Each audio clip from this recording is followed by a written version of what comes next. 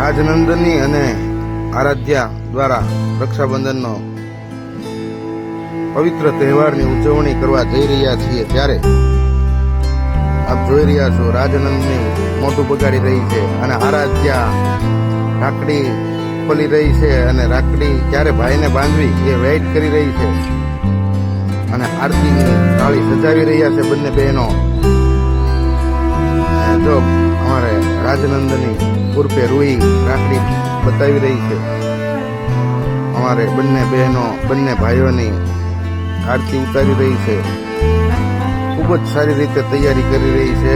ભાઈને અનમોલ ભેટ આપવા માટે ભાઈને બેનનો પવિત્ર તહેવારનો આનંદ માટે તૈયારી ફૂલ જોરશોરમાં કરી રહી છે. ચાંદલો તિલક રાજનંદની કરી રહી છે અને આરતી ઉતારી અને નૈતિકભાઈને ચાંદલો તિલક કરી નાખ્યો છે. ત્યારબાદ અમારે સિયાનભાઈનો હમણાં વારો આવશે. ચોખ્ખા લગાડી રહી છે રાજનંદની. હવે રૂહીબેન અમારા ખૂબ જ શરમાઈ રહ્યા છે ભાઈને પોકવામાં અને દુખણા પણ જોરશોરમાં લઈ રહ્યા છે.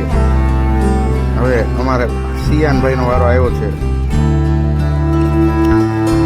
આરાધ્યા બધી વસ્તુ જોઈ અને શીખે છે ધીરે ધીરે.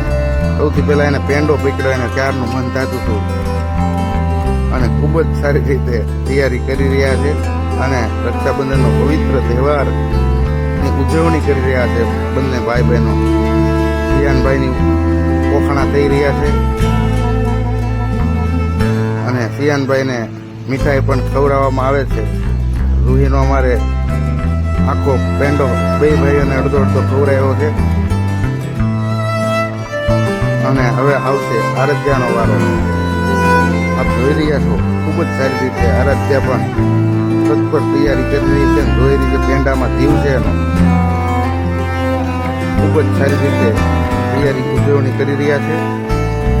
ત્યારબાદ રૂહીએ પેંડો ખાઈ ને તહેવારની ઉજવણી કરી છે. રાખડી પણ ચાંદીની બંને ભાઈ બહેનો લાવીથી ખૂબ જ સારી રીતે રક્ષાબંધનનો પવિત્ર તહેવારની ઉજવણી કરી રહ્યા છે.